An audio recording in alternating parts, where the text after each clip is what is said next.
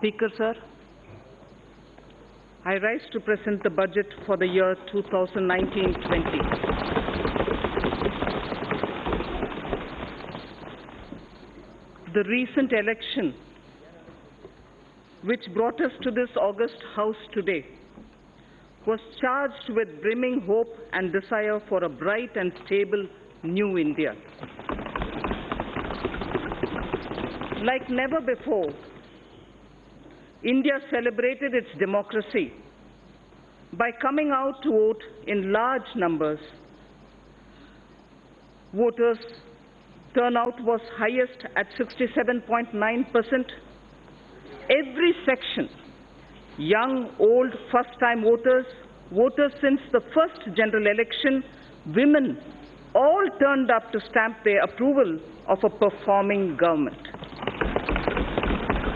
Through their unambiguous and firm mandate, they have reaffirmed putting the nation first.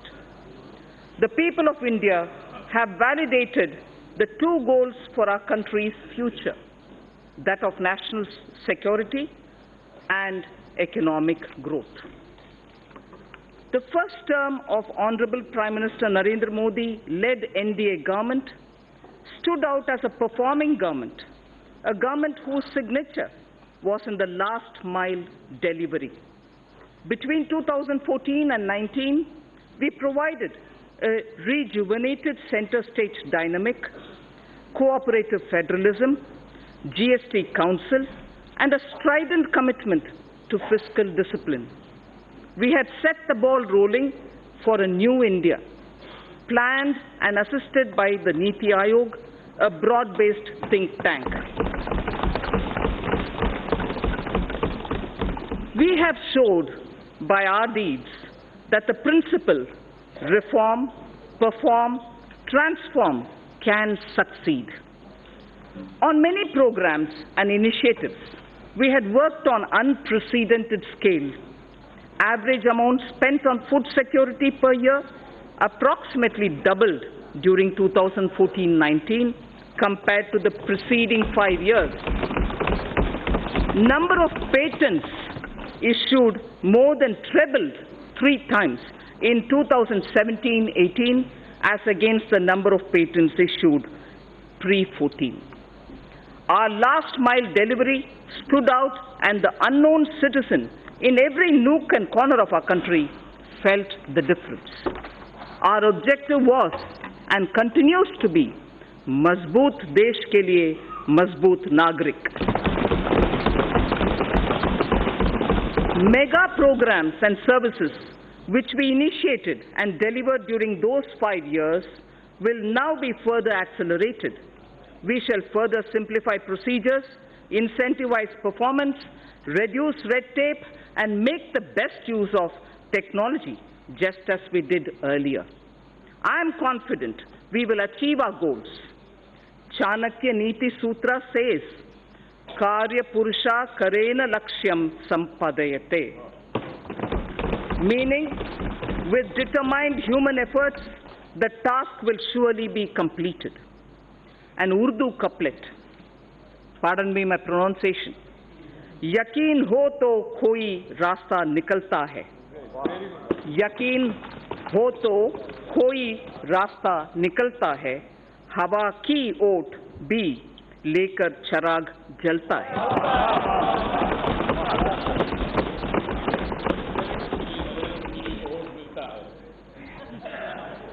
Vision for the decade. Our economy was at approximately $1.85 trillion when we formed the government in 2014. Within 5 years, it has reached $2.7 trillion. Hence, it is well within our capacity to reach the $5 trillion in the next few years. In the interim budget of 2019-20 presented in February 2019, we gave ourselves a vision for the decade. I flagged here the 10 points of our vision laid before us. Building physical, social infrastructure, Digital India reaching every sector of the economy, pollution-free India with green Mother Earth and blue skies. Make in India with particular emphasis on MSMEs, startups, defense manufacturing, automobiles, electronics, fabs and batteries, and medical devices. Water, water management, clean rivers. Blue economy, space programs, Gaganyaan, Chandrayaan, and satellite programs. Self-sufficiency and export of food grains, pulses, oil seeds, fruits and vegetables. Healthy society, Ayushman Bharat, well-nourished women and children, safety of citizens. Team India with Jan Bhagidari. Minimum government, maximum governance. These were the vision we set before ourselves. With this vision set before us, with the mandate given by its people, we are determined to take India to that height that it richly deserves. I strongly believe that with the clear-headed leadership of Honorable Prime Minister, we can achieve our goal. So what are the plans to reach the 5 trillion economy? The Indian economy will grow to become a $3 trillion economy in the current year itself. It is now the 6th largest in the world. 5 years ago, it was at the 11th position. In purchasing power parity terms, we are in fact the 3rd largest economy already, only next to China and the USA. To attain this and more, we need to continue undertaking many structural reforms. In the last 5 years, we saw many big reforms, in particular, indirect taxation, bankruptcy, and real estate. While these reforms were happening here in the Parliament, the common man's life was being changed through mudra, loans, to help him to do his business, and through several programs, it was being ensured that his or her kitchen had become smokeless. His or her house got electricity connection, and women's dignity was respected with the provision of toilets in home. The common man was served even as a major transformational reforms were being rolled out.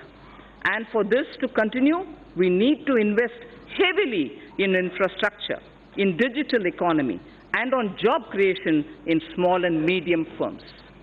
Respected Speaker, sir, it took us over 55 years for the Indian economy to reach $1 trillion.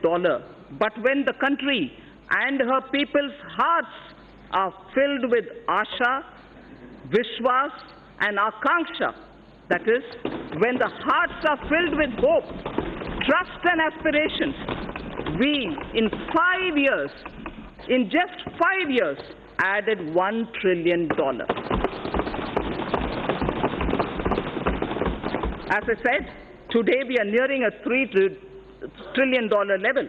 So when we aspire to reach a $5 trillion level, many wonder if it's possible. If we can appreciate our citizens' purusharth or their goals of human spirit or pursuit, filled with the inherent desire to progress, led by the dedicated leadership present in this House, the target is eminently achievable. All of India's private sector industries, small, medium, or large, have played a substantial role in growing our economy. I recall the words of an eminent industry leader who said that his company's growth has always aligned itself with India's growth, before and post-independence. So if before independence, India Inc. understood Swadeshi, today they understand Make in India. We do not look down upon legitimate profit earning. Gone are the days of policy paralysis and license quota control regimes. India Inc. are India's job creators. They are the nation's wealth creators. Together with mutual trust, we can gain, catalyze fast, and attain sustained growth. I wish to propose a number of initiatives as part of a framework for kick-starting the virtuous cycle of domestic and foreign investments. Connectivity is the lifeblood of our economy. The government has given a massive push to all forms of physical connectivity through Mantri Gram Sadak Yojana, industrial corridors, dedicated freight corridors, BharatMala and Sagarmala projects, Jal Marg Vikas and Udan schemes. While the industrial corridors would improve infrastructure availability for greater industrial investment in the catchment regions, the dedicated freight corridors would mitigate the congestion of a railway network benefiting the common man. The ambitious program of BharatMala would help develop national road corridors and highways, while Sagarmala would enhance port connectivity, modernization, and port-linked industrialization. If Sagarmala is aimed at improving the infrastructure for external trade, equally, it is the poor man's transport too. The Jal Marg Vikas project for capacity augmentation of navigation on national waterways is aimed at smoothing internal trade carried through inland water transport. These initiatives will improve logistics tremendously, reducing the cost of transport and increasing the competitiveness of domestically produced goods. The Udan scheme is providing air connectivity to smaller cities and enabling the common citizens of our country to avail air travel. All these programs are also helping bridge the rural and urban divide. As the world's third largest domestic aviation market, the time is ripe for India to enter into aircraft financing and leasing activities from Indian shores. This is critical to the development of self-reliant aviation industry, creating aspirational jobs in aviation finance, besides leveraging the business opportunities available in India's financial special economic zones, namely International Financial Services Center, the IFSC. Government will implement the essential elements of the regulatory roadmap for making India a hub for such activities. For providing an enabling ecosystem for growth in India of maintenance, repair and overhaul, MRO, maintenance, repair and overhaul industry, it is proposed to leverage India's engineering advantage and potential to achieve self-reliance in this vital aviation segment. Government will adopt suitable policy interventions to create a congenial atmosphere for the development of MRO in the country. The new metro rail projects for a total route length of 300 kilometers have been approved during 2018 and 19. Also, during 2019, about 210 kilometers metro lines have been operationalized. With this, 657 kilometers of metro rails network has become operational across the country, 657 kilometers. India's first indigenously developed payment ecosystem for transport based on National Common Mobility Card, NCMC standards, was launched by the Honorable Prime Minister in March 2019. This will enable people to pay multiple kinds of transport charges, including metro services and toll tax, across the country. This interoperable transport card runs on RuPay card and would allow the holders to pay for their bus travel, toll taxes, parking charges, retail shopping, and even withdraw money. Phase 2 of the FAME scheme, following approval of the Cabinet, with an outlay of 10,000 crore rupees over a period of 3 years, has commenced from 1st April 2019. The main objective of the scheme is to encourage faster adoption of electric vehicles by way of offering upfront incentive on purchase of electric vehicles and also by establishing the necessary charging infrastructure for electric vehicles. Only advanced battery and registered e-vehicles will be incentivized under the scheme, with greater emphasis on providing affordable and environment-friendly public transportation options for the common man. The government will carry out a comprehensive restructuring of National Highway Program to ensure that the National Highway Grid of desirable length and capacity is created using financeable model. After completing the phase 1 of BharatMala, in the second phase, states will be helped to develop state road networks. We need to develop our inland waterways to shift a significant portion of inland cargo movement from road and rail. This government envisions using the rivers for cargo transportation, which will also help to decongest roads and railways. As part of the Jal Marg Vikas project for enhancing the navigational capacity of the Ganga, a multimodal terminal at Varanasi has become functional in November 2018, and two more such terminals at Sahibganj and Haldia, a navigational lock at Farakka, would be completed in 1920. The movement of cargo volume on Ganga is estimated to increase by nearly 4 times in the next 4 years. This will make movement of freight passenger cheaper and reduce our import bill. It is estimated that railway infrastructure would need an investment of 50 lakh crores between 2018 to 2030. Given that the capital expenditure outlays of railways are around 1.5 to 1.6 lakh crores per annum, completing even all sanctioned projects would take decades. It is therefore proposed to use public-private partnership to unleash faster development and completion of tracks, rolling stock manufacturing, and also delivery of passenger freight services. To take connectivity infrastructure to the next level, we will build on the successful model in ensuring power connectivity, one nation, one grid. Earlier we spoke about one nation, one card for mobility of common man. Now it is one nation, one grid that has ensured power availability to states at affordable rates.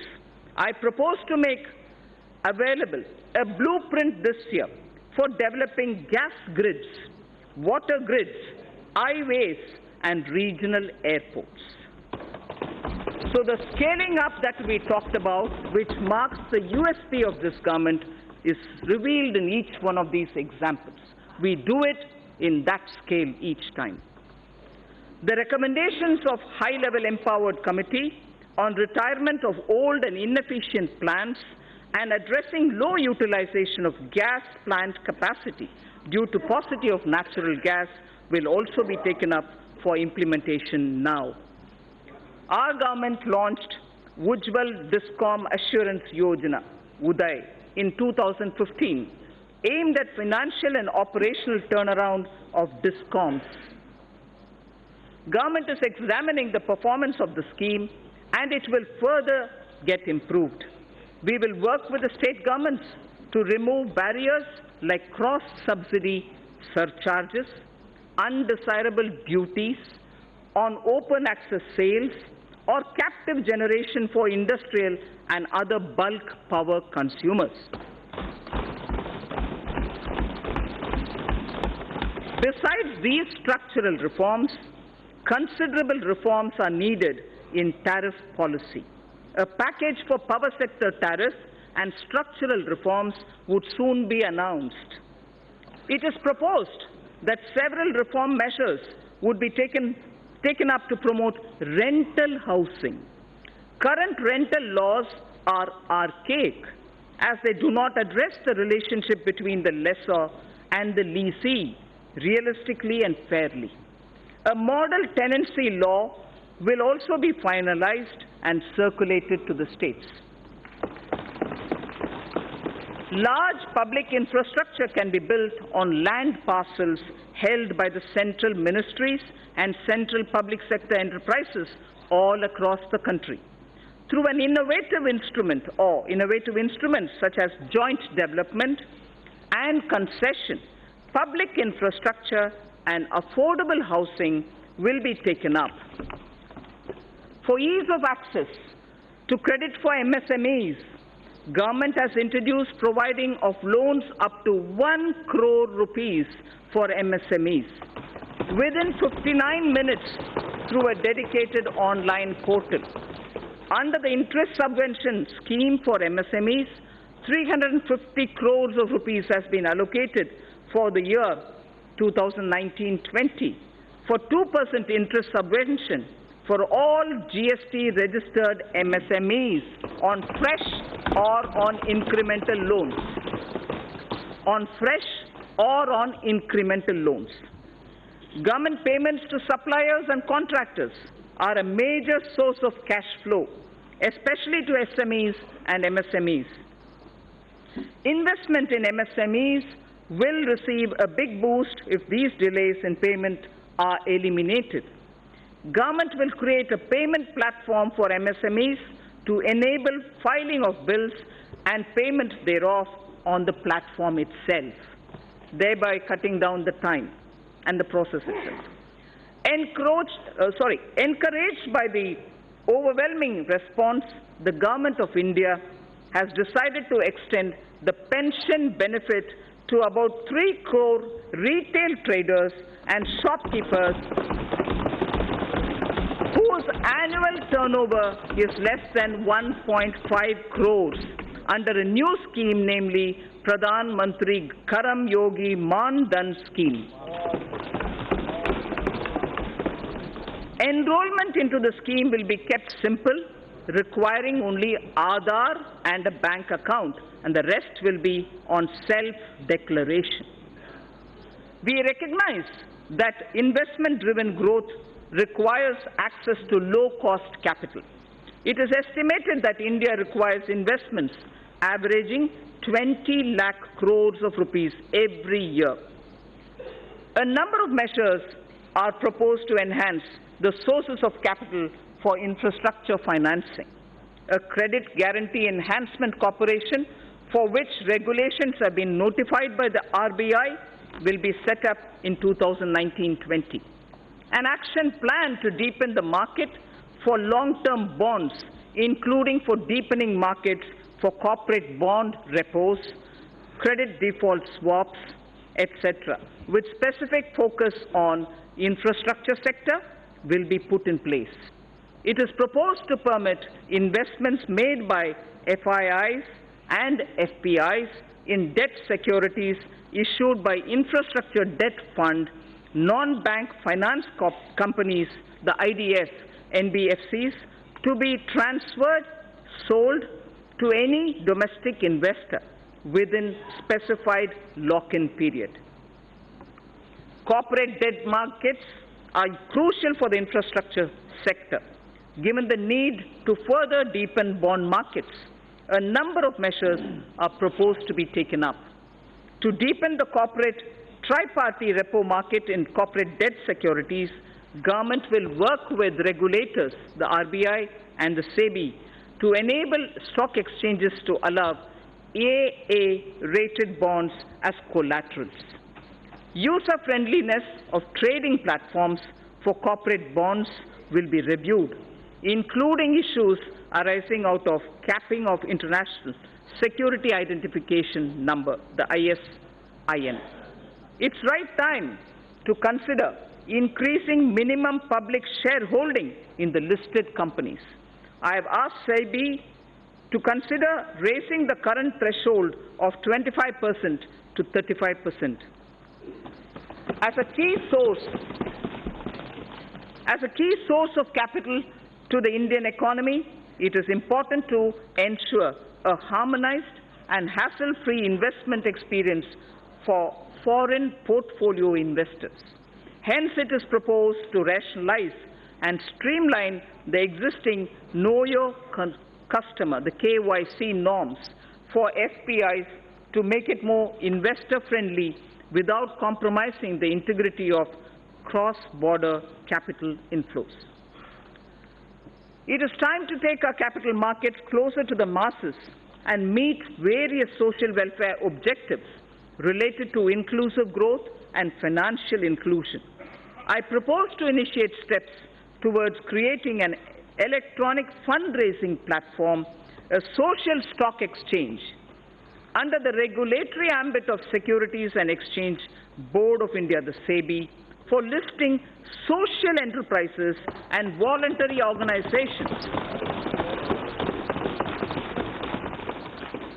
For listing social enterprises and voluntary organizations working for the realization of a social welfare objective so that they can raise capital as equity, debt, or as units like a mutual fund.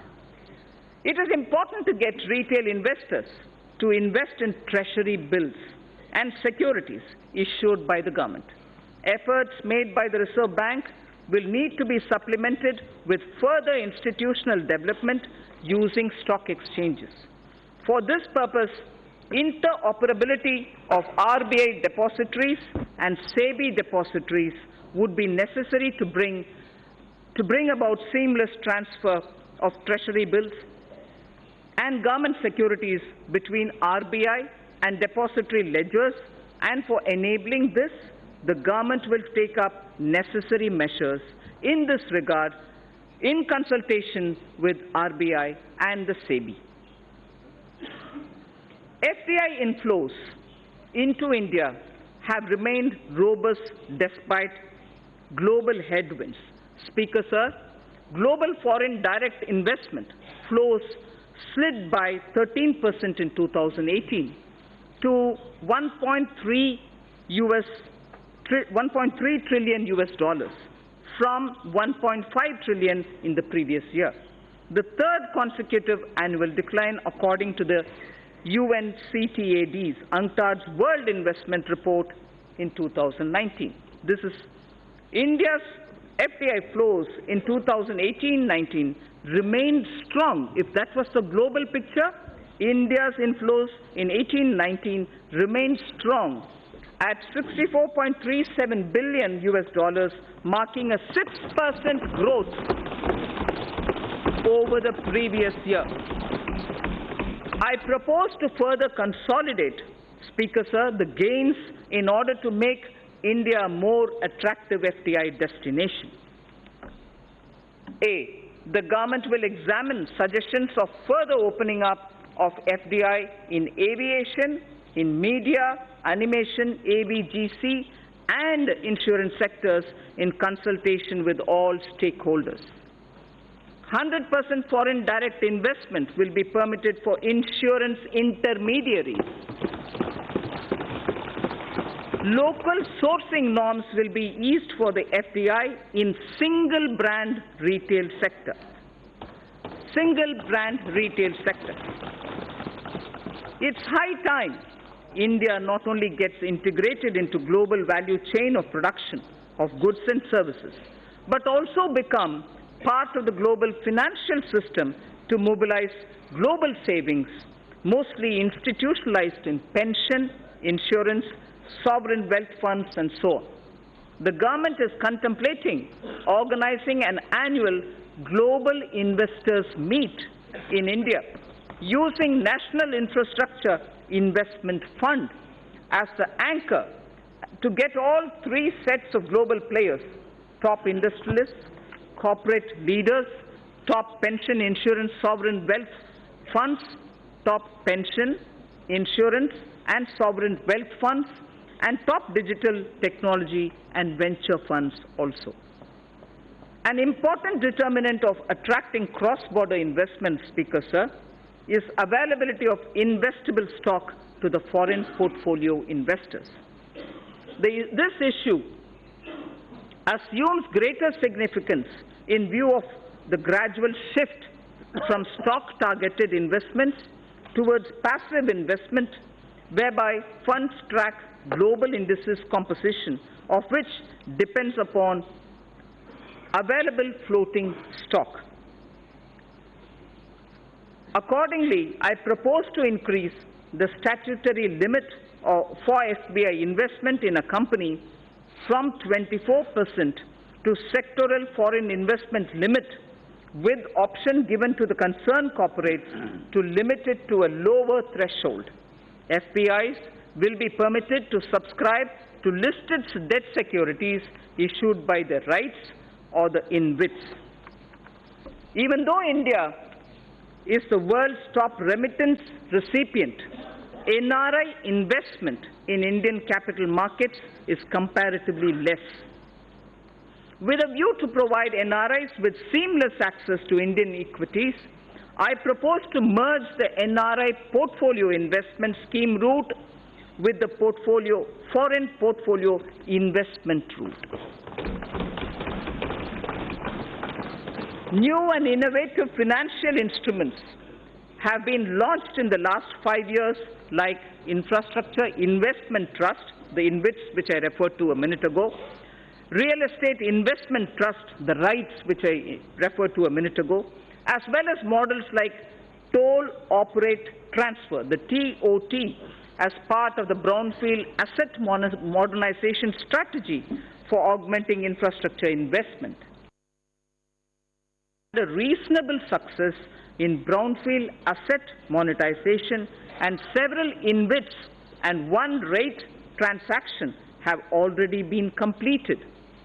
Additionally, the National Highways Authority, NHAI, carried out one TOT transaction as well.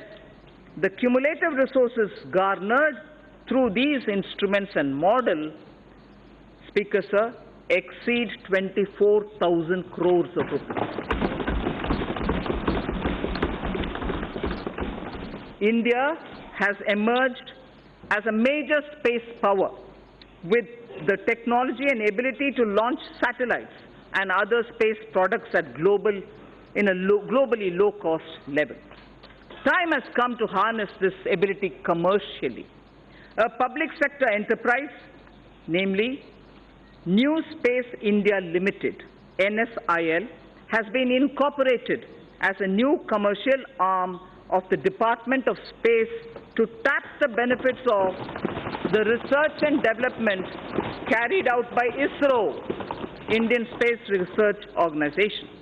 The company will spearhead commercialization of various space products, including production of launch vehicles, transfer of technologies, and marketing of space products. Sir, I've all the while spoken about the various means through which we can, at a macro level, reaching the $5 trillion target. Now, I would just confine myself to talking about Gramin Bharat, the rural India, the various steps which we'll take towards strengthening our economy. Mahatma Gandhi ji had said, the soul of India lives in its villages. This year, even as we are marking the 150th birth anniversary of Mahatma Gandhi, I submit that our government keeps Antyodaya at the core of all its efforts. At the center of everything that we do, we keep Gaon, Garib और Kisan. मतलब गांव, गरीब और किसान केंद्र बिंदु है हमारे हर एक कार्यक्रम में. Honorable Prime Minister's two mega initiatives of Ujjwala Yojana and Saubhagya Yojana have transformed the lives of every rural family, dramatically improving ease of their living. Household access to clean cooking gas has seen an unprecedented expansion through provision of more than 7 crore LPG connections. All villages and almost 100% households across the country have been provided with electricity. A combination of efficient implementation and enthusiastic adoption has significantly improved access to energy for rural households. By 2022, the 75th year of Indian independence, I would like to assure the nation that every single rural family, except those who are unwilling to take the connection, except, Speaker Sir, it's important to understand, except those who are unwilling to take the connection will have an electricity and a clean cooking facility.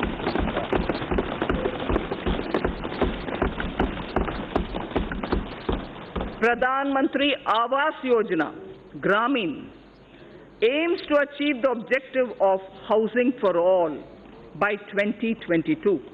A total of 1.5 crore rural homes have been completed in the last 5 years. In the second phase of PMAY Gramin, during 2019-20 to 2021-22, 1.95 crore houses, 1.95 crore houses are proposed to be provided to the eligible beneficiaries. These houses are also being provided with amenities like toilets, electricity, and LPG connections. With the use of technology, the DBT platform, the Direct Benefit Transfer platform, and technology inputs, average number of days for completion of houses has been reduced from 314 days in 2015 and 16. It took us 314 days, Speaker Sir. Now it is only 114 days. Please allow me to repeat this. If the completion of houses required 314 days in 2015-16, by the time it was 2017-18, it has now come down to only 114 days, and that is why the scale of our achievement is possible. Fishing and fishermen. Fishing and fishermen communities are closely aligned with farming and are crucial to rural India. Through a focused scheme, the Pradhan Mantri Matsya Sampada Yojana, the Department of Fisheries will establish a robust fisheries management framework. This will address critical gaps in the value chain, including infrastructure modernization, traceability, production, productivity, post-harvest management, and quality control. Pradhan Mantri Gram Sadak Yojana has brought many socio-economic gains in the rural areas. To accelerate the speed of achieving universal connectivity of eligible habitations, the target of connecting the eligible and feasible habitations was advanced from 2022 to 2019 itself. I am happy to inform that all-weather connectivity has now been provided to over 97% of all such habitations. This has been possible by maintaining a high pace of road construction of 130 to 135 kilometers per day in the last 1,000 days. Committed to the agenda of sustainable development, 30,000 kilometers of Pradhan Mantri Gram Sadak Yojana roads have been built using green technology, waste plastic, and cold mixed technology, thereby reducing the carbon footprint. With the changing economic scenario, it is important to upgrade roads connecting villages to the rural markets. For this, Pradhan Mantri Gram Sadak Yojana Phase 3 is envisaged to upgrade 1,25,000 kilometers of road length over the next 5 years, with an estimated cost of 80,250 crores of rupees. 1,25,000 kilometers of roads will be upgraded under Pradhan Mantri Gram Sadak Yojana Phase 3, and the amount estimated for this is 80,250 crores.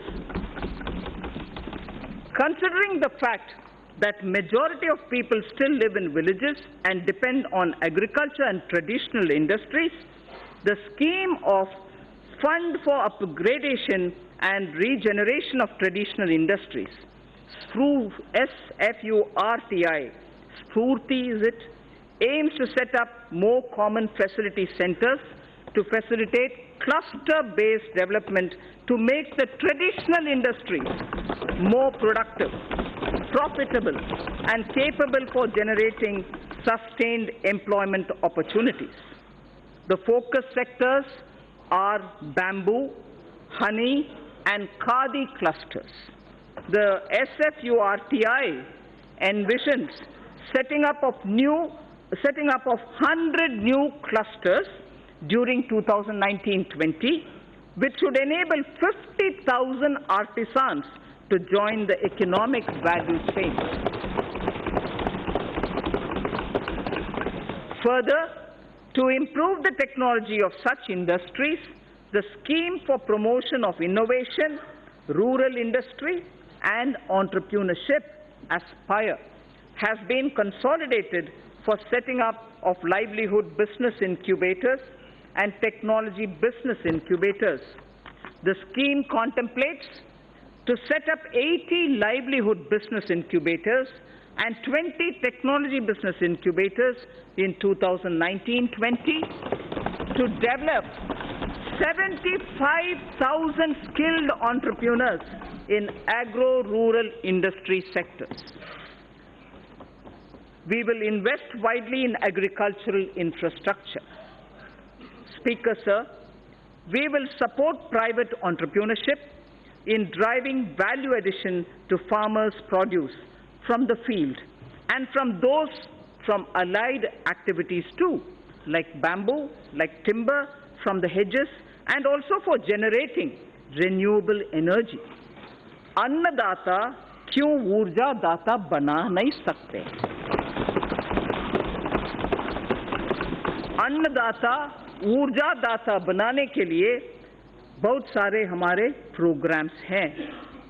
Daring through cooperatives shall also be encouraged by creating infrastructure for cattle feed manufacturing, milk procurement, processing and marketing. Speaker, sir, I place my appreciation for our farmers who have made India self-sufficient in pulses. दलहन के revolution जो हमारे किसान ने किया है, पिछले 1.5 साल में किया है, उसके लिए उनको मैं बधाई देना चाहती हूँ. I am sure they will repeat such a success even in the production of oil seed. तिलहन में भी हम उम्मीद रखते हैं हमारे किसान ऐसे ही सफलता पाएंगे.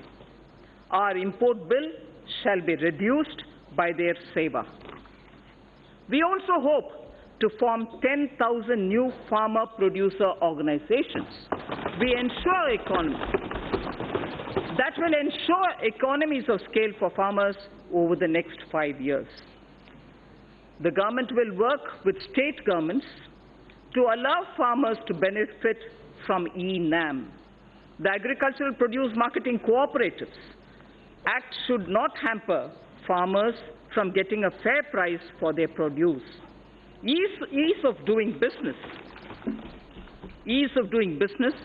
and ease of living both should apply to farmers too.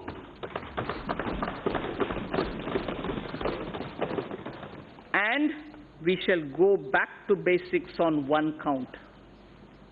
Speaker, sir, I would like to draw your attention. We shall go back to basics on one count. Zero budget farming. Zero budget farming may not be a new thing. That is why I said we'll go back to basics. We need to replicate this innovative model. Some states have already tried somewhat. We need to replicate this innovative model through which, in a few states, farmers are already being trained in this practice. Steps such as this can help in doubling our farmers' income in time for our 75th year of independence. Ensuring India's water security and providing access to safe and adequate drinking water to all Indians is a priority for this government. A major step in this direction has been constitution of the Jal Shakti Mantralaya, integrating the Ministry of Water Resources, River Development and Ganga Regeneration and the Ministry of Drinking Water and Sanitation. This was done by integrating these many ministries and departments. This new Mantralaya will look at the management of our water resources and water supply in an integrated and holistic manner and will work with states to ensure Har Ghar Jal. Har Ghar Jal to all rural households by 2024 under the Jal Jeevan Mission. This mission under the Department of Drinking Water and Sanitation will focus on integrated demand and supply side management of water at the local level, including creation of local infrastructure for source sustainability like rainwater harvesting, groundwater recharge and management of household wastewater for reuse in agriculture. The Jal Jeevan Mission will converge with other central and state government schemes to achieve its objectives of sustainable water supply management across the country. The government has identified 1,592 blocks which are critical and overexploited, spread across 256 districts for the Jal Shakti Abhiyan.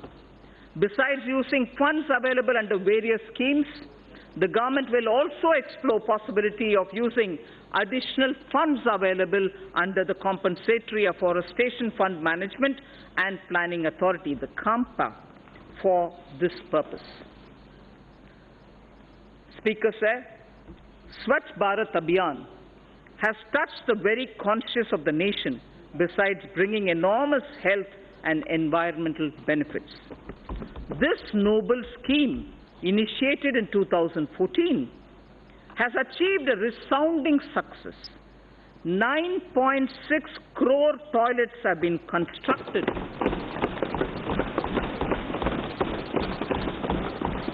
9.6 crore toilets have been constructed since October the 2nd, 2014. More than 5.6 lakh villages have become open defecation free. We have to build on this success.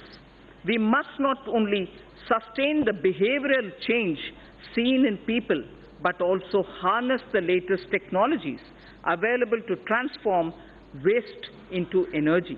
I propose to expand the Swachh Bharat mission to undertake sustainable solid waste management in every village.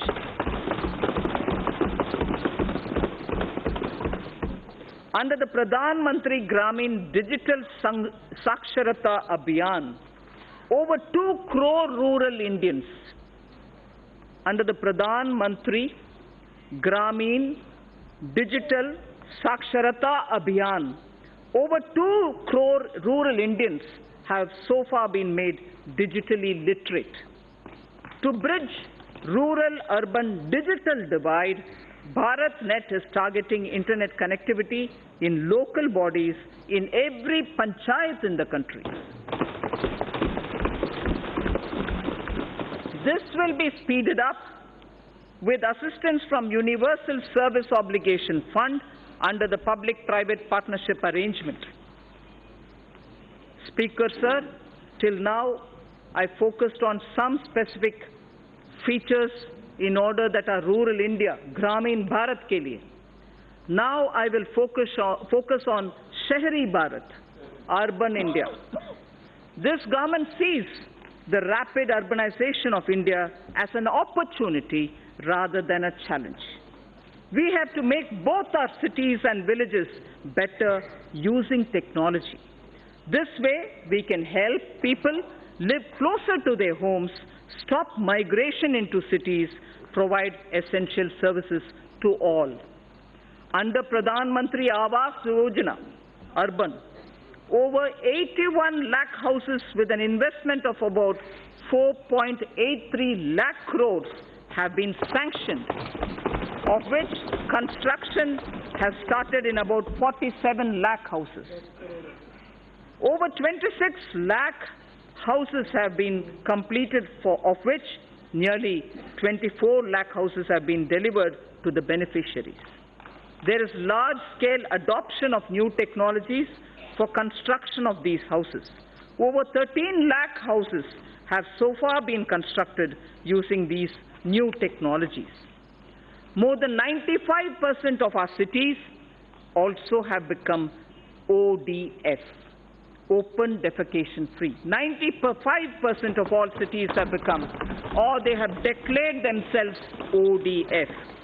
More than 45,000 public and community toilets across 1,700 cities have been uploaded on Google Maps, covering more than 53% of India's urban population.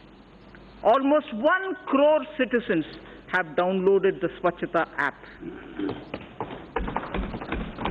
The 150th birth anniversary of Mahatma Gandhi is an apt occasion for us to rededicate ourselves to the ideals of the Mahatma.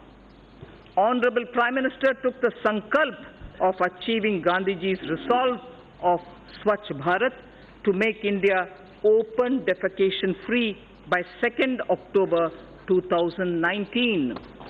I am very satisfied and I am very happy to report to this august House that this would be achieved by the 2nd of October.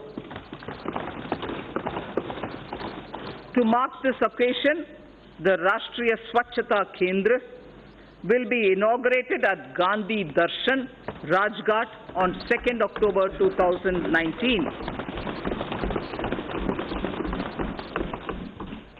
A Gandhipedia, like encyclopedia on Gandhi, a Gandhipedia is also being developed by National Council for Science Museums to sensitize youth and society at large about positive Gandhian values.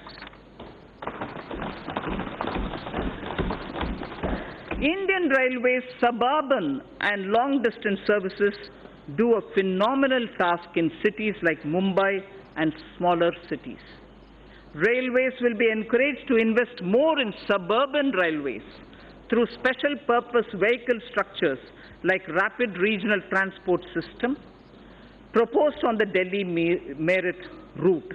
I propose to enhance the metro railway initiatives by encouraging more PPP initiatives and ensuring completion of sanctioned works while supporting transit-oriented development to ensure commercial activity around transit hubs.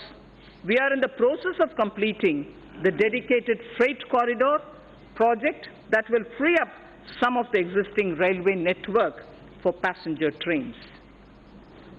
Speaker, sir, allow me now to speak on the youth of India. The government will bring in a new national educational policy to transform India's higher education system to one of the global best education systems.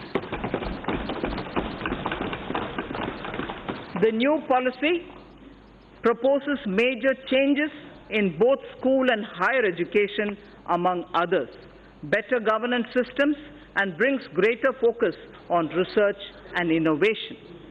We propose to establish a national research foundation to fund, to coordinate, and to promote research in the country.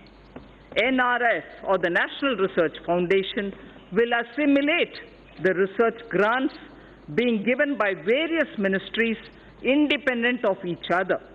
NRF will ensure that the overall research ecosystem in the country is strengthened with focus on identified thrust areas relevant to our national priorities and towards basic science without duplication of effort and expenditure.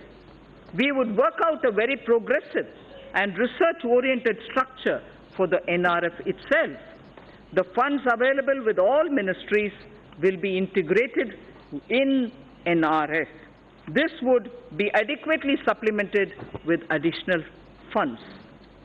Massive online open courses through Swayam initiative have helped bridge the digital divide for disadvantaged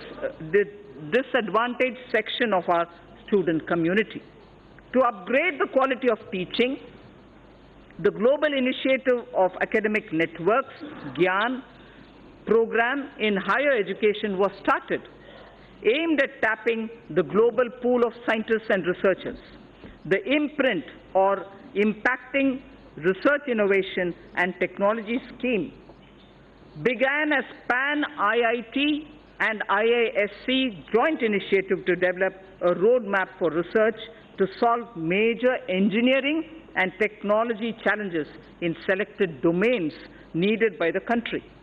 Higher educational institutions are becoming the centers of innovation.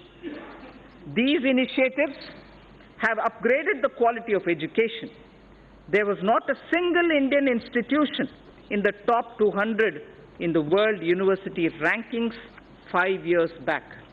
I repeat, there was not a single Indian institution in the top 200 in the World University Rankings for 5 years back. Due to the concentrated efforts and concerted efforts by our institutions to boost their standards and also to project their credentials better, we have now 3 institutions, 2 IITs and IISc Bangalore in the top 200 institutional bracket. This is a window open now thanks to all our efforts. We will continue making concerted efforts to improve the performance of our institutions of higher learning. An amount of 400 crores has been provided under the head world-class institutions for the year 2019-20, more than 3 times the revised estimates for the previous year. More than 3 times the revised estimates of the previous year. India has the potential to become a hub of higher education.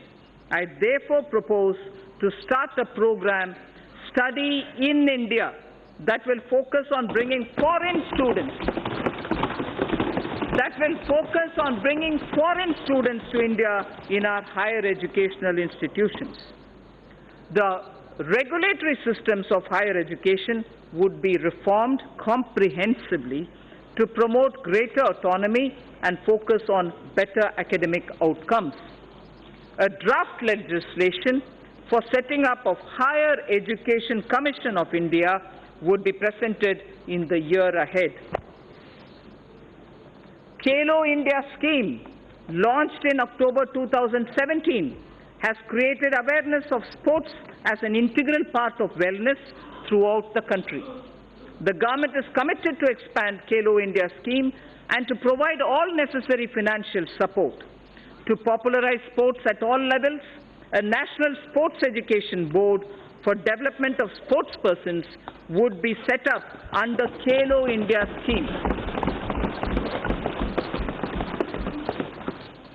Sir Speaker, this government recognizes and follows the teachings of Lord Bashveshwara. This government recognizes and follows the teachings of Lord Basaveshwara, in particular the principle of Kayaka and Dasoha. Implementing Kayakeva Kailasa, the government enables about 10 million youth to take up industry-relevant skill training through the Pradhan Mantri Kaushal Vikas Yojana. This is helping to create a large pool of skilled manpower with speed and high standards. Demographic trends worldwide show that major economies will face severe labor shortages in the future. To prepare our youth to also take up jobs overseas, we will increase focus on skill sets needed abroad, including language training. We will also lay focus on new age skills like artificial intelligence, Internet of Things, big data, 3D printing, virtual reality, and robotics, which are valued highly both within and outside the country and offer much higher remuneration. Drawing again on Lord Basveshwara, his principle of Dasoha underlines most things this government does. Give it up for giving up LPG subsidy, or the various pension schemes, or on the principle of sharing through distribution for the wellness of society, which is what Lord Basveshwara did even earlier in a millennia ago. The government is proposing to streamline multiple labor laws into a set of 4 labor codes. Sir, for the sake of labor welfare, I'd like to repeat this slide. The government is proposing to streamline multiple labor laws into a set of 4 labor codes. Codes. C-O-D-E-S. Codes. This will ensure that process of registration and filing of returns will get standardized and streamlined. With various labor-related definitions getting standardized, it is expected that there shall be less disputes. We propose, again sir, this is an interesting idea, I wish to draw your attention. We propose to start a television program within the DD bouquet of channels exclusively for startups.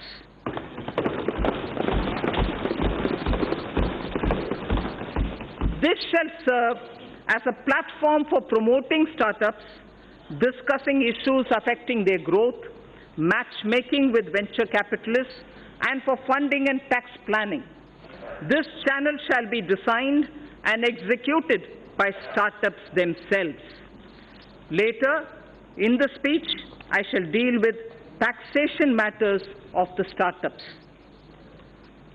So, Stand Up India scheme has delivered enormous benefits. The country is witnessing emergence of thousands of entrepreneurs, from women and also from scheduled caste and scheduled tribes. Most of them assisted to set up their own businesses and industry, with capital provided under the Stand Up India scheme. Considering the beneficial results of the scheme and strong demand for its continuance by the SC and ST communities themselves, the scheme would now be continued for the entire period coinciding with the 15th Finance Commission, that is 2020 to 2025. The banks will provide financial assistance for demand-based businesses, including, for example, for acquisition of scavenging machines and robots. Sir, Speaker, the Stand Up India scheme has made human dignity and self-esteem to go up. Kaikeva Kailasa, I said earlier, and I repeat, the Ministry of Petroleum and Natural Gas has enabled SC and ST entrepreneurs in providing bulk LPG transportation contracts to them. In a matter of 2 years, over 300 entrepreneurs have emerged as a result of the Stand Up scheme. Machines and robots have been deployed to do scavenging, which also saved the manual scavengers their dignity. The synthesis between stand-up and start-up, with commercial banks playing the catalyst, has brought this transformational change. Sir, now I shall concentrate a few paragraphs on ease of living. After all, everything that this government does with the principle of minimum government, maximum governance is aimed at getting ordinary citizens' life a bit easier. So the ease of living is a very important principle. This government aims to bring greater ease of living in the lives of its citizens. Digital payments are gaining acceptance everywhere, including by the government. Use of technology is an effective way to ensure this. Pradhan Mantri Shram Yogi Maan Dhan was launched on 5th March 2019 by the Honorable Prime Minister in Ahmedabad. The scheme aims at providing 3,000 rupees per month as pension on attaining the age of 60 to crores of workers in unorganized and informal sectors. About 30 lakh workers have already joined the scheme. For good quality of life and ease of living, maintaining a cleaner environment and ensuring sustainable energy use is absolutely vital. A program of mass scaling up of LED bulbs for widespread distribution at household level was taken up, resulting into massive replacement of incandescent bulbs and CFLs in the country. Approximately 35 crore LED bulbs have been distributed under the Yojana,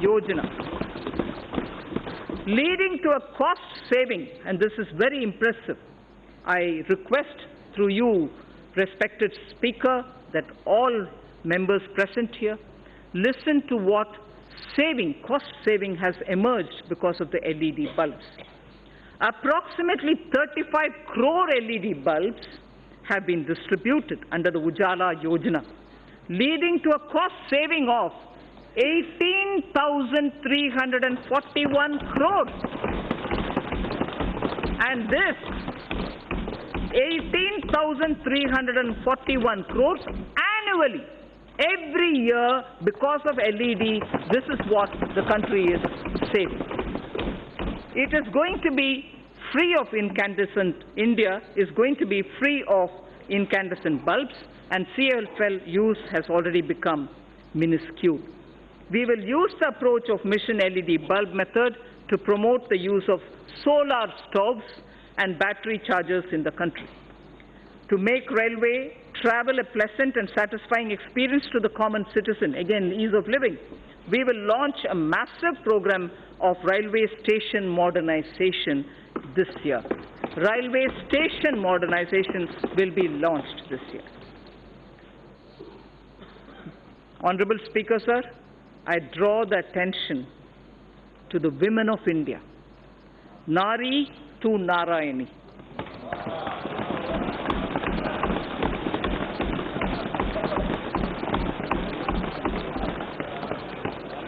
We believe, obviously this country's tradition has been Nari to Narayani. Swami Vivekananda, in a letter to Swami Ramakrishnananda, had said, "There is no chance for the welfare of the world unless the condition of women is improved." I repeat, there is no chance for the welfare of the world unless the condition of women is improved. It is not possible. It is not possible for a bird to fly on one wing. Swami Vivekananda's words.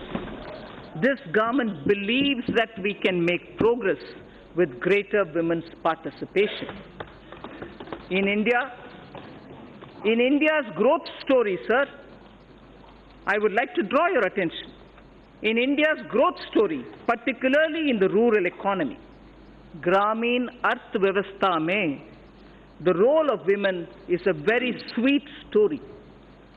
Gramin Arthvyavastha mein mahila ki bhagidari ekdam ek sunera kahani hai. This government wishes to encourage and facilitate the role of women. Gender analysis of the budget aimed at examining the budgetary allocation through a gender lens has been in place for over a decade. I propose to form a broad-based committee with government and private stakeholders to evaluate and suggest action for moving forward. There is no segment of human life where the contribution of women is not significant. There is no segment where the contribution of women is not significant. This government firmly believes that the socio-economic transformation that is taking place, particularly in the last decade, India's women's role and leadership is distinct. The recent elections have shown record turnout of women voters at par with men. Record turnout of women voters at par with men. We also have a record number of 78 women MPs here in this House. This reinforces our approach of going beyond just women-centric policy. I repeat, this reinforces our approach of going beyond just women-centric policy making to building women-led initiatives and movements. This government, Speaker Sir, has supported and encouraged women entrepreneurship through various schemes such as Mudra, Stand Up India, self-help group support, and so on. In order to further encourage women enterprises, I propose to expand the Women SHG Interest Subvention Program to all districts in India. Furthermore, for every verified woman SHG member having a Jan Dhan bank account, for every verified woman SHG member having a Jan Dhan account, an overdraft of 5,000 shall be allowed. Again, one woman in every SHG, which is spread all across the country, one woman in every SHG will also be made eligible for a loan up to 1 lakh under the Mudra scheme.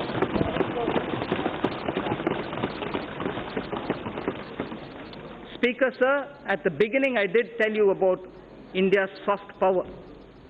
India's soft power, which is the next section I'll concentrate on. India's soft power is appreciated in so many different ways. Some simple examples, sir. In the last 3 years, on the International Yoga Day, yoga has been practiced in large numbers in 192 countries around the world. Mahatma Gandhi's favorite bhajan, Vaishnav Janto Tene Kahiye, was sung by the respective lead artists from over 40 countries.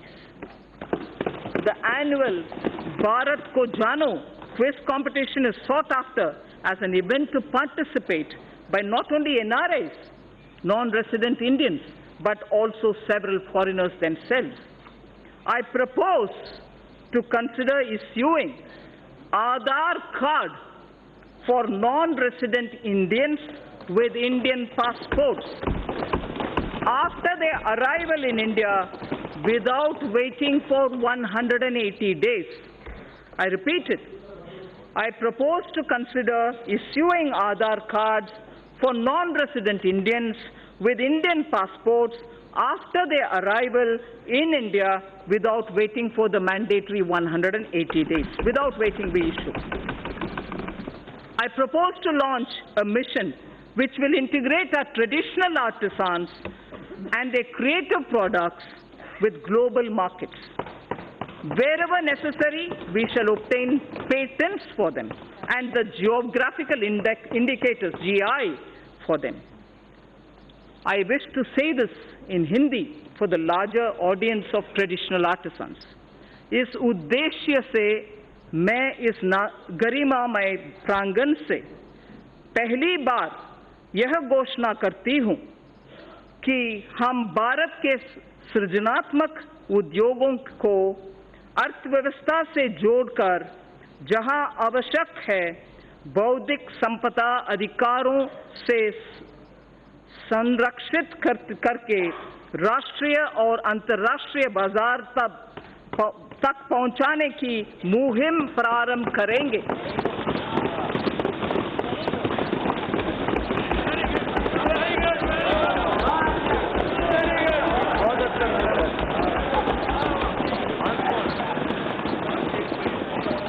To give further impetus to India's growing influence and leadership in the international community, government decided to open Indian embassies and high commissions abroad in countries where India does not have a resident diplomatic mission as yet. Accordingly, in March 2018, government approved opening of 18 new Indian diplomatic missions in Africa. 5 embassies have already been opened in Rwanda, Djibouti, Equatorial Guinea, Republic of Guinea, and Burkina Faso in the year 2018-19. Government intends to open another 4 embassies, new ones, in the year 2019-20. This will not only increase the footprint of India's overseas presence, but also enable us to provide better and more accessible public services, especially to the local Indian communities in these countries. In line with our ancient wisdom, India has always pursued a policy of economic cooperation with countries through bilateral and regional coordination. Indian Development Assistance Scheme, IDEAS, provides concessional financing for projects and contributes to infrastructure development and capacity building in the recipient developing countries. Mindful of our position as the 6th largest economy, we will look at alternative development models which include private sector equity, multilateral financing, contributions from corporates, non-residents, and so on. I propose to revamp the IDEA scheme during the current financial year. The government is developing 17 iconic tourism sites into world-class tourist destinations and to serve as a model to other tourism sites. The iconic tourism sites would enhance visitor experience, which would lead to increased visits of both domestic and international tourists at these destinations. With the objective of preserving rich tribal heritage, a digital repository is developed where documents of folk songs, photos and videos regarding their evolution, place of origin, lifestyle, architecture, education levels, skill sets, traditional art, folk dances, and other anthropological details of the tribes in India will be stored. The repository will further be enriched and strengthened as we go along. Speaker, sir, now I come to saying what we propose about the banking and the financial sector. Financial gains from cleaning of the banking system are now amply visible. NPAs, meaning non-performing assets, of commercial banks have reduced by over 1 lakh crore over the last year. Record recovery of over 4 lakh crore due to IBC and other measures has been effected in the last 4 years. Provision coverage ratio is now at its highest in 7 years, and domestic credit growth has risen by 13.8%. Government has smoothly carried out consolidation, reducing the number of public sector banks by 8. Government has smoothly carried out consolidation, reducing the number of public sector banks by 8. At the same time, as many as 6 public sector banks have been enabled to come out of prompt corrective action framework. We have enabled 6 public sector banks to come out of that situation. Having addressed the legacy issues, public sector banks are now proposed to be further provided 70,000 crores of rupees capital to boost credit for a strong impetus to the economy. 70,000 crores of rupees will be provided in order that capital will be boosted so that credit can be improved. To further improve ease of living, they will leverage technology, offering online personal loans, doorstep banking, and enabling customers of one public sector bank to access services across all public sector banks and so on. In addition, government will initiate steps to empower account holders to remedy the current situation in which they do not have control over deposits of cash by others into their accounts. There is an issue now. Unknowing to them, there are money being deposited into accounts, and that is creating a lot of problems for customers. So we will be addressing that also. We will initiate steps to address that problem. Reforms will also be undertaken to strengthen governance in public sector banks. Non-banking financial companies are playing an extremely important role in sustaining consumption demand as well as capital formation in small and medium industrial segment. NBFCs that are fundamentally sound should continue to get funding from banks and mutual funds without being unduly risk-averse. For purchase of high-rated pooled assets of financially sound NBFCs amounting to a total of 1 lakh crore rupees during the current financial year, government will provide one-time 6-month partial credit guarantee to public sector banks for the first loss of up to 10%. I shall read this again. For the purchase of high-rated pooled assets of financially sound NBFCs amounting to a total of 1 lakh crores of rupees during the current financial year, government will provide one-time 6 months partial credit guarantee to public sector banks for first loss up to 10%. Further, Reserve Bank of India is the regulator of the NBFCs. However, RBI has limited regulatory authority over NBFCs. Appropriate proposals for strengthening the regulatory authority of RBI over NBFCs are being placed in the Finance Bill. NBFCs which do public placement of debt have to maintain a debenture redemption reserve. And in addition, a special reserve as required by RBI has also to be maintained. To allow NBFCs to raise funds in public issues, the requirement of creating a DRR, that is a debenture redemption reserve, which is currently applicable for only public issues as private placements are exempt, this will be done away with. To bring more participants, especially NBFCs, not registered as NBFCs factor on the TREDS platform, amendment in the Factoring Regulation Act 2011 is necessary, and steps will be taken to allow all NBFCs to directly participate on the TREDS platform. Efficient and conducive regulation of the housing sector is extremely important in our context. The National Housing Bank, besides being a refinancer and a lender, is also the regulator of the housing finance sector. This gives a somewhat conflicting and difficult mandate to the NHB. I am proposing to return the regulation authority over the housing finance sector from the NHB, National Housing Board, to the RBI. I am proposing to return the regulation authority over the housing finance sector from NHB to the RBI. Necessary proposals have been placed in the Finance Bill even for that.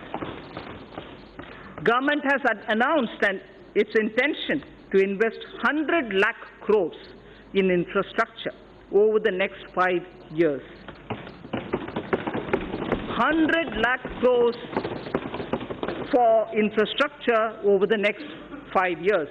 To this end, it is proposed to set up an expert committee to study the current situation relating to long-term finance and our past experience with development finance institutions, and this committee shall recommend the structure and required flow of funds through development finance institutions.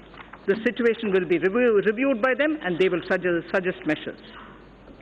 Pension Fund Regulatory Development Authority, PFRDA, implements and regulates the National Pension System, the NPS, and Atal Pension Yojana through various intermediaries, including, inter alia, the NPS Trust, keeping in view the wider interest of the subscribers and to maintain arm's-length relationship of the NPS Trust with PFRDA, steps will be taken to separate the NPS Trust from PFRDA with appropriate organizational structure. To facilitate onshoring of international insurance transactions and to enable opening of branches by foreign reinsurers in the International Financial Service Center, it is proposed to reduce net owned fund requirement from 5,000 crores to 1,000 crores, 1,000 crores. I'll repeat that sentence, sir. To facilitate onshoring of international insurance transactions and to enable opening of branches by foreign reinsurers in the International Financial Services Center, it is proposed to reduce net owned fund requirement from 5,000 crores to 1,000 crores. Government has been following the policy of disinvestment in non-financial public sector undertakings, maintaining government stake not to go below 51%. Government is considering, in case where the undertaking is still to be retained in government control, to go below 51% to an appropriate level on case-to-case basis. Government has also decided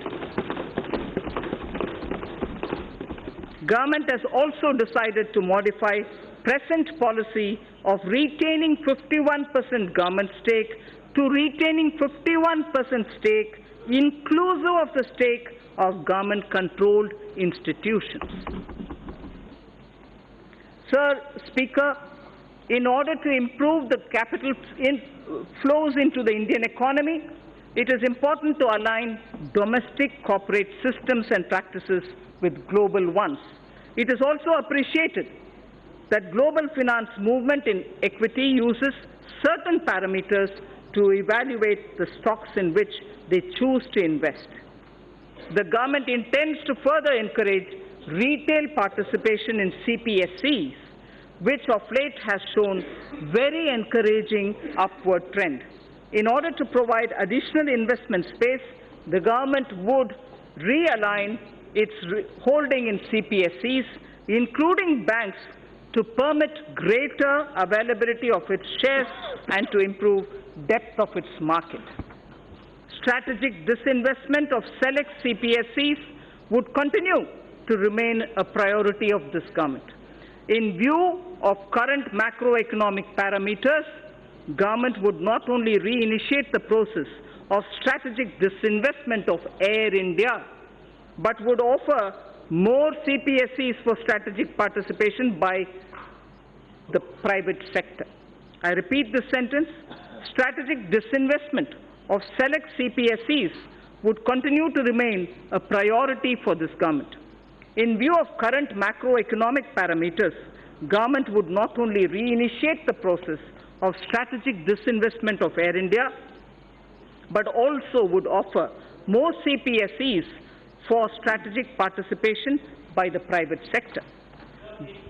Government is setting an enhanced target of rupees 1,05,000 crore of disinvestment receipts for the financial year 2019-20. The government will undertake strategic sale of PSUs. The government will also continue to do consolidation of PSUs in the non-financial space as well. Sir, ETFs have proved to be an important investment opportunity for retail investors and has turned out to be a good instrument of Government of India's disinvestment program. To expand this further, Government will offer an investment option in ETFs on the line of equity-linked savings scheme, which is ELSS. This would encourage long-term investments in CPSEs. For bringing better public ownership of the PSUs and also bring greater commercial and market orientation of the listed PSUs, the government will take all necessary steps to meet public shareholding norms of 25% for all listed PSUs and raise the foreign shareholding limits to maximum permissible sector limits for all PSUs, companies which are part of emerging market index. Sir, the Indian sovereign debt, external debt, India's sovereign external debt to GDP is among the lowest globally at less than 5%. Honorable Speaker, sir, this is a very important indicator for India. I am repeating the line. India's sovereign external debt to GDP is among the lowest globally at less than 5%.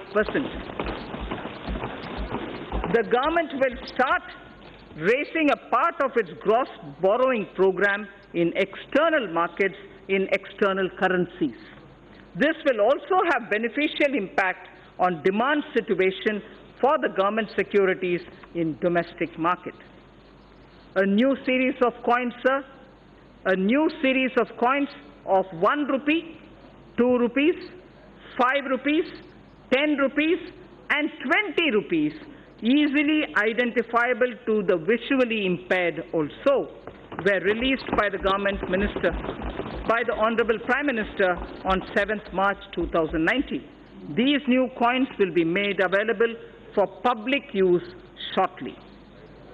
Sir, in the first 50 years after independence, we emphasized on rights. So I draw your attention to this line, which marks the end of part A of my speech. In the first 50 years after independence, we emphasized on rights. Marking 75 years of our independence, we should place emphasis on our duty towards India. Place emphasis on our duty towards India without undermining our rights. Thinkers all over the world have supported the argument that in performing one's duty, protection of one's rights is inherent.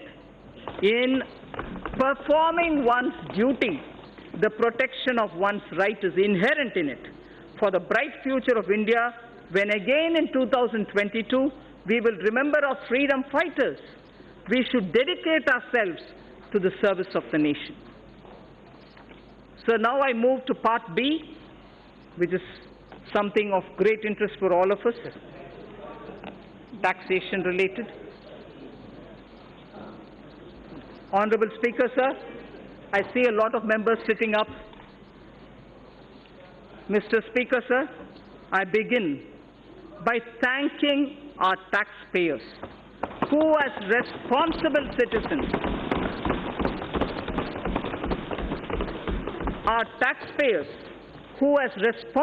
citizens, perform their duty by paying their taxes. It is because of their valuable contribution that our government is able to work for our collective dream of inclusive and all-round development of our nation. I place my appreciation to the honest taxpayer of India. At this juncture, sir, I find wisdom in a line from Purananuru, which is a Sangam time Tamil literature piece. A Tamil Sangam era work, and this is done by Pisirandayar. Pisirandayar, yes. The verse, Yanai Pugunda Nilam, a land into which elephant gets in. Yanai Pugunda Nilam. This was sung as an advice to the king, a Pandyan king, Pandyan Aruvudai Nambi. The king is Pandyan Aruvudai Nambi, and Pisirandayar gives this advice to him. It's a long verse. I'm only picking up the first line, some line from the middle and the end. Kai nel aruthu kavalang koline. Kai nel aruthu kavalang koline. Arivudai vendan neriyarindhu koline. Arivudai vendan neriyarindhu koline. Parivu taba edukkum pindam natchin. Parivu taba edukkum pindam natchin. Yanai pukka pulam pol. Yanai pukka pulam pola. Thanum unnan ulagamum kedume. Meaning,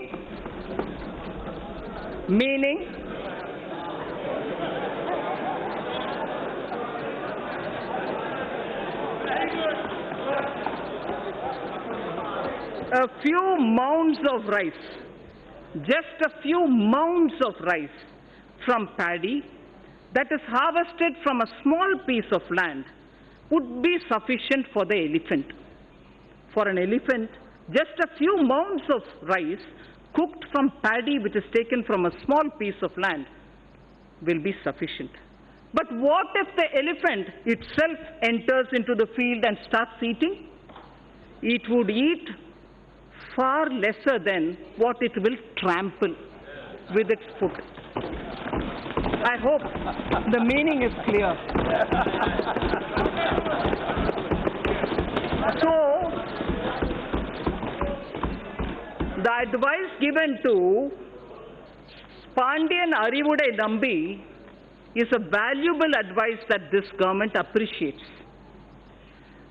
An elephant, if it is given mounds of rice, here I would refer to taxation, will be quite happy. It doesn't have to enter into the field and trample to eat the food. So we don't intend to trample anybody.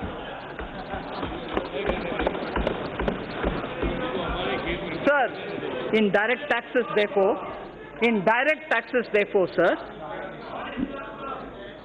Mr. Speaker, due to a slew of efforts taken by our government, the direct tax revenue has significantly increased over the past couple of years.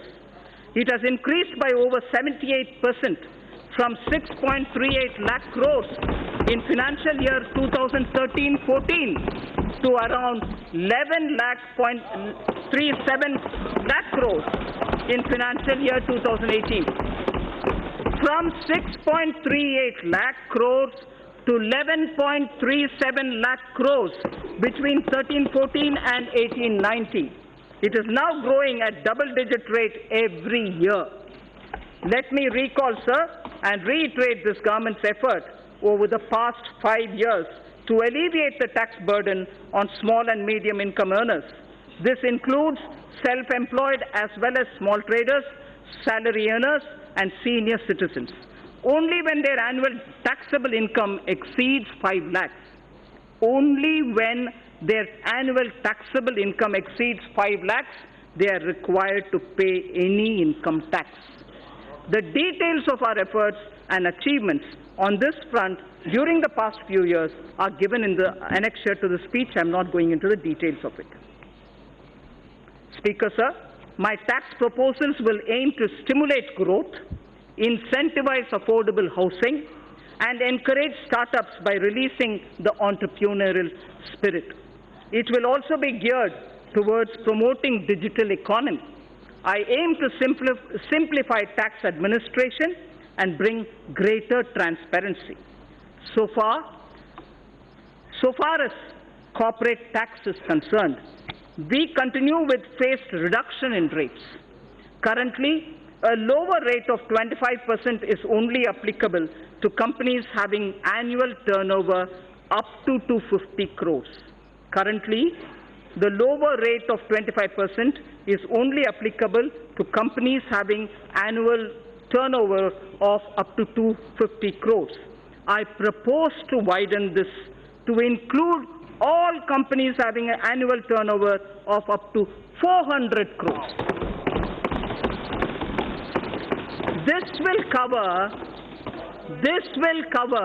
99.3% of all the companies. Now, only 0.7% of companies will remain outside of this rate.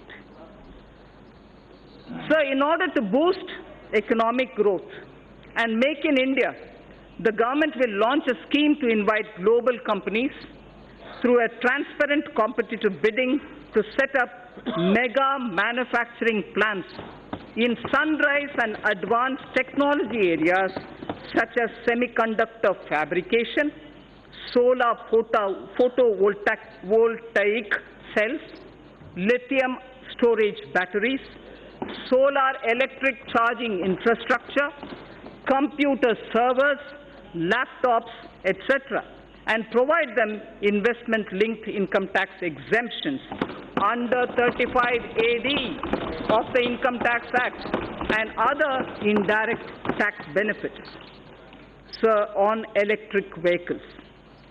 Considering our large consumer base, we aim to leapfrog and envision India as a global hub of manufacturing of electric vehicles.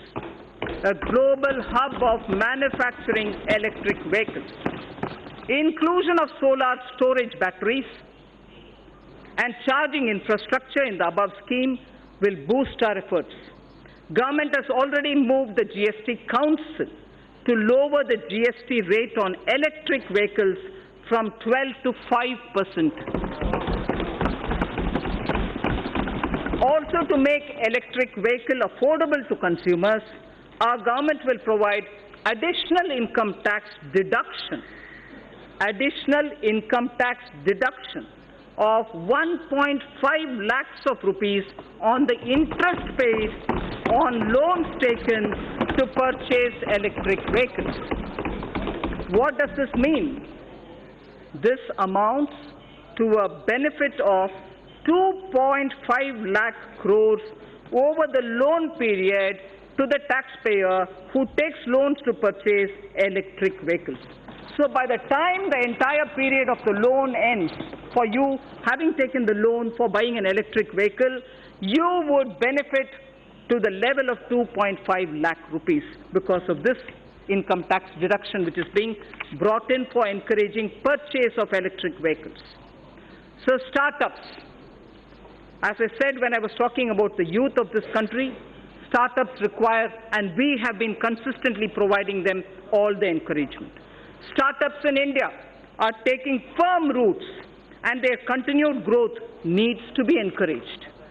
To resolve the so-called angel tax issue, I'm sure a lot of members are concerned on this issue. To resolve the so-called angel tax issue, the startups and their investors who file requisite declarations and provide information in their returns will not be subjected to any kind of scrutiny in respect of valuation of share premiums. The issue of establishing identity of the investor and source of his funds will be resolved by putting in place a mechanism of e-verification, so there's no man-to-man interface there. With this funds raised by startups will not require, the funds raised by startups will not require any kind of scrutiny from the income tax department. In addition, special administrative arrangements shall be made by the Central Board of Direct Taxes for pending assessments of startups and redressal of their grievances. It will be ensured that no inquiry or verification in such cases be carried out by the assessing officer without obtaining approval of his supervisory officer. So the element of discretion with which startups were suffering has been removed. So without obtaining the approval of his supervisory officer, an assessing officer shall not worry the assessee. At present, startups are not required to justify fair market value of their shares issued to certain investors, including Category 1 alternative investment funds. I propose to extend this benefit to Category 2 alternative investment funds also. At the moment, it's available for AIF Category 1. Now I expand this to include Category 2 AIF also. Therefore, valuation of shares issued to these funds shall be beyond the scope of income tax scrutiny. Again, you get out of income tax scrutiny when that has been done. I also propose to relax some of the conditions for carry forward and set off losses in the case of startups. I also propose to extend the period of exemption of capital gains arising from sale of residential house for investment in startups up to 31/3/2021 and relax certain other conditions of this exemption. So, affordable housing, which is an aim of this government. For realization of the goal of housing for all and affordable housing, a tax holiday has already been provided on the profits earned by developers of affordable housing. Also, interest paid on housing loans is allowed as a deduction to the extent of 2 lakhs in respect of self-occupied property. In order to provide a further impetus, I propose to allow an additional deduction of up to 1,50,000 rupees for interest paid on loans borrowed up to 31st March 2020, next year, for purchase of affordable house valued up to 45 lakhs. Therefore, a person purchasing an affordable house will now get an enhanced interest deduction up to 3.5 lakhs of rupees. This will translate into benefit of 7 lakh of rupees to the middle class home buyers over their loan period of 15 years. Just as we said about the electric cars, now we are saying the tax deduction provision that we are coming in now with will enable home buyers of the affordable home category that in the period of 15 years when your loan, home loan runs, the net gain would be 7 lakh of rupees. This will immediately benefit a lot of middle class. So on the NBFCs, a lot of discussion happens today about NBFCs. Non-banking financial companies play an increasingly important role in India's financial system. With the enhanced levels of regulation they are subjected to by the Reserve Bank of India, there is a need to provide greater parity in their tax treatments vis-à-vis scheduled banks. Currently, interest on certain bad or doubtful debts made by scheduled banks and other financial institutions is allowed to be offered to tax in the year in which this interest is actually received. I propose to extend this facility to deposit-taking as well as systematically important non-deposit-taking NBFCs also. So the International Financial Services Center, the GIFT City, series of measures have already been taken in the past by this government. With a view to incentivizing the IFSC, I propose to provide several direct tax incentives to an IFSC, including 100% profit-linked deduction under Section 80 LA in any 10-year block within a 15-year period, exemption from dividend distribution tax from current and accumulated income to companies and mutual funds, exemption on capital gain to Category 3 AIF, and interest payment on loan taken from non-residents. So, securities transaction tax. I propose to give relief in levy of securities transaction tax by restricting it only to the difference between the settlement and the strike price in case of exercise of option. Simplification and ease of living. India's ease of doing business ranking under the category of paying taxes showed a significant jump from 172 in 2017 to 121 in the year 2019. From 172, we have come to 121, a drastic improvement. I now propose to implement series of measures that will leverage technology to make compliance easier for the taxpayer. Interchangeability of PAN and Aadhaar. Mr. Speaker, sir, more than 120 crore Indians now have Aadhaar card. Therefore, for ease and convenience of taxpayers, I propose to make PAN and Aadhaar interchangeable and allow those who do not have PAN cards to file income tax returns by simply quoting their Aadhaar number and also use it wherever they are required to quote the PAN. So everywhere where you are required to quote the PAN, instead you can just do Aadhaar, and even if you don't have a PAN, there is no problem. So pre-filling of income tax returns. Pre-filled tax returns will be made available to taxpayers, which will contain details of salary income, capital gains from securities, bank interest and dividends, etc. and tax deductions also. Information regarding these incomes will be collected from the concerned sources such as banks, stock exchanges, mutual funds, EPFO, state registration departments and so on. This will not only significantly reduce the time taken to file tax return, but will also encourage accuracy of reporting of income tax. So, faceless E-Assessment. This is a very important thing about which there has been a lot of discussion.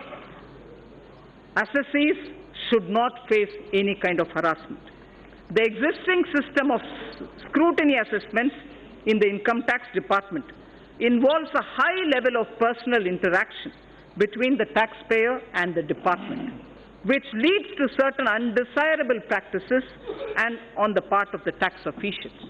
To eliminate such instances and to give shape to the vision of Honorable Prime Minister, a scheme of faceless assessment in electronic mode involving no human interface is being launched this year in a phased manner.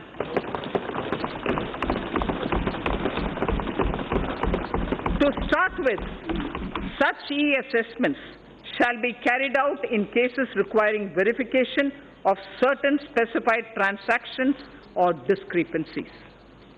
Cases selected for scrutiny shall be allocated to assessment units in a random manner, and notices shall be issued electronically only by a central cell without disclosing the name, designation or location of the assessing officer. The central cell shall be the single point of contact between the taxpayer and the department. This new scheme of assessment will represent a paradigm shift in the functioning of the income tax department.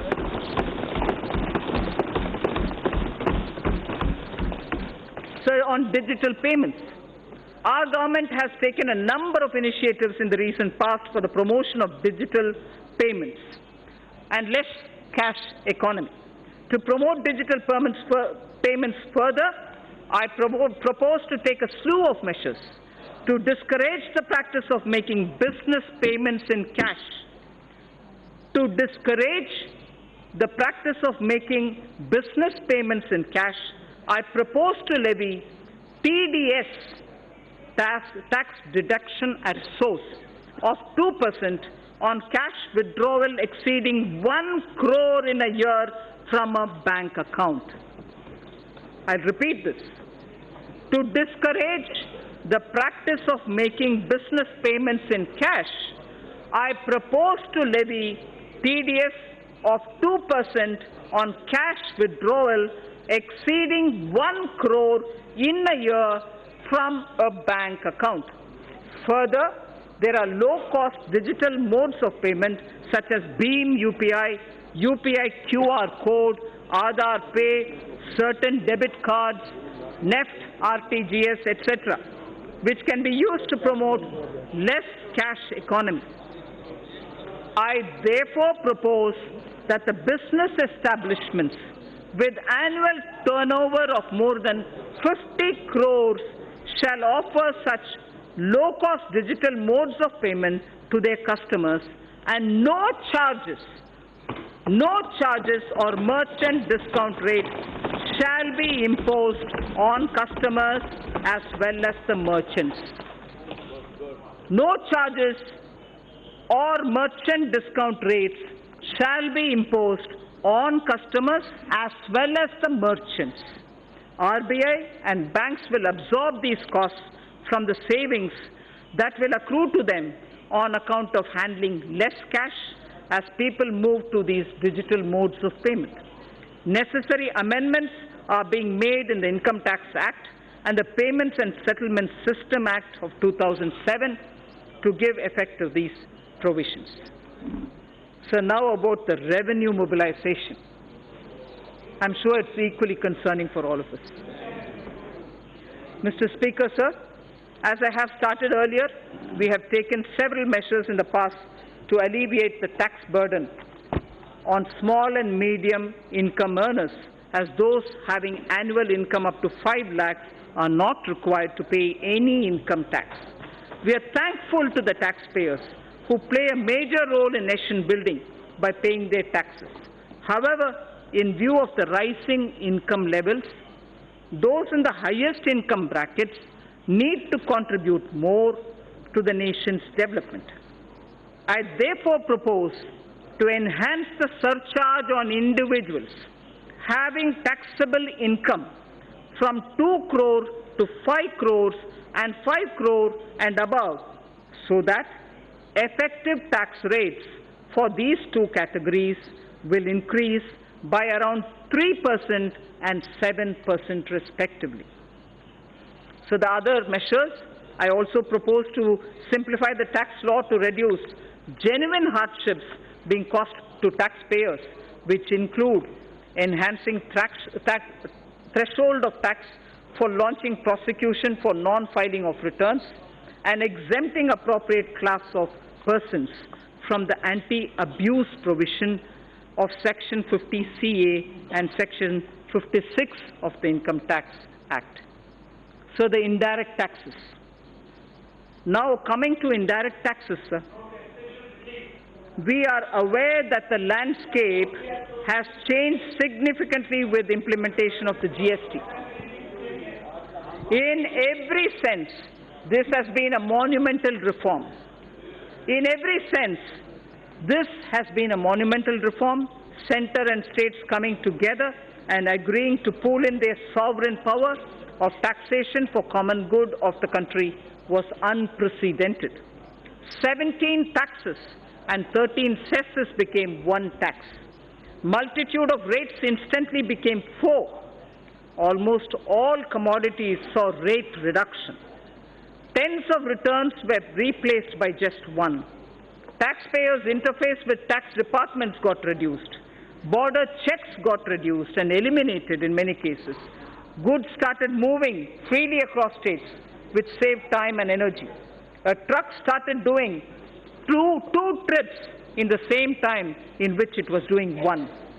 Thus, dream of one nation, one tax, one market was realized. The GST Council deserves all the credit for this. Sir, in the initial phase, GST witnessed certain teething problems. This was natural considering the scale of the reform. However, the Council, the Centre and the states proactively worked to resolve these issues. GST rates have also been reduced significantly, where relief of about 92,000 crores per year has been given. We should not lose sight of this fact when judging the performance of the GST. The details are given in the annexure. We are further simplifying the GST processes. A simplified single monthly return is being rolled out. Taxpayer having annual turnover of less than 5 crore shall file only quarterly returns. Free accounting software for return preparation has been made available to small businesses. A fully automated GST refund module shall be implemented. Multiple tax ledgers for a taxpayer shall be replaced by just one.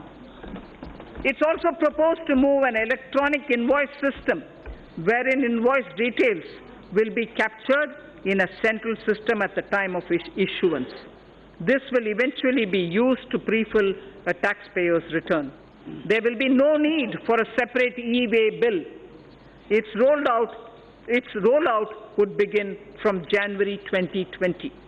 Electronic invoice system will significantly reduce the compliance burden. Sir, on the customs side, my proposals are driven with the objective of securing our borders, achieving higher domestic value addition through Make in India, reducing import dependence, protection to MSME, and promoting clean energy, curbing non-essential imports, and correcting inversions. Defense has an immediate requirement of modernization and upgradation. This is a national priority. For this purpose, import of defense equipment that are not being manufactured in India are being exempted from the basic customs duty. Make in India is a cherished goal. In order to provide domestic industry a level playing field, basic customs duty is being increased on items such as cashew kernels, PVC, vinyl flooring, tiles, metal fittings, mountings for furniture, auto parts, certain kinds of synthetic rubber, marble slabs, optical fiber cable, CCTV camera, IP camera, digital and network video recorders, and so on. Also, exemptions from customs duty on certain electronic items which are now being manufactured in India are being withdrawn. Further, end-use based exemptions on palm stearin, fatty oils, and exemptions to various kinds of papers are also being withdrawn. To encourage domestic publishing and printing industry, 5% customs duty is being imposed on imported books. To further promote domestic manufacturing, customs duty reductions are being proposed on certain raw materials and capital goods. These include certain inputs of CRGO sheets, amorphous alloy ribbon, ethylene dichloride, propylene oxide, cobalt matte, naphtha, wool fibers, inputs for manufacture of artificial kidney and disposable sterilized dialyzer, and fuels for nuclear power plants. To further incentivize e-mobility, customs duty is being exempted on certain parts of electric vehicles. Customs duty is also being exempted on capital goods required for manufacture of specified electronic goods. So the export duty is being rationalized on raw and finished leather to provide relief to this sector. Crude prices have softened from their highs. This gives me room to review excise duty and cess on petrol and diesel. I propose to increase special additional excise duty and road and infrastructure cess, each one by ₹1 a litre on petrol and diesel. It is also proposed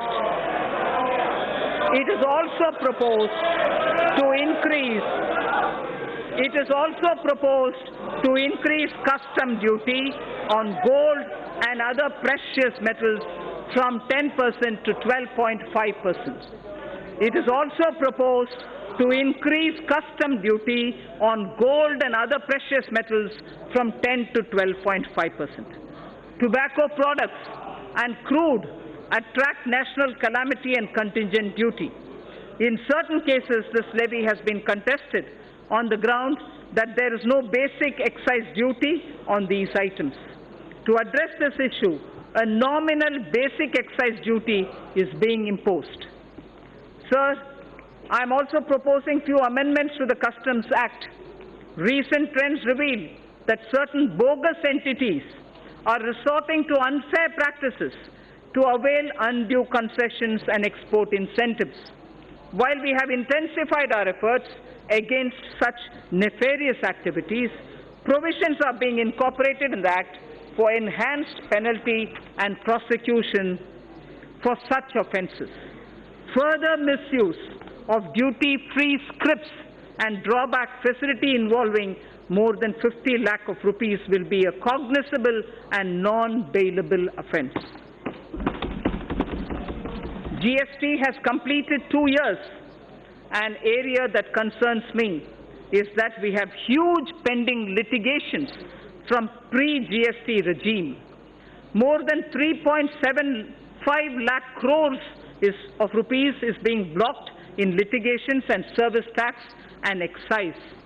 There is a need to unload this baggage and allow businesses to move on. I therefore propose a legacy dispute resolution scheme, that will allow quick closure of these litigations. I would urge the trade and business to avail this opportunity and be free from legacy litigations. The details of my tax proposals are given in the annexure. Sir Speaker, I thank you for this opportunity, and with these words, I commend the budget to this august House. Thank you. To Srimati Nirmala Sitharaman, Manyavitt Mantri ji.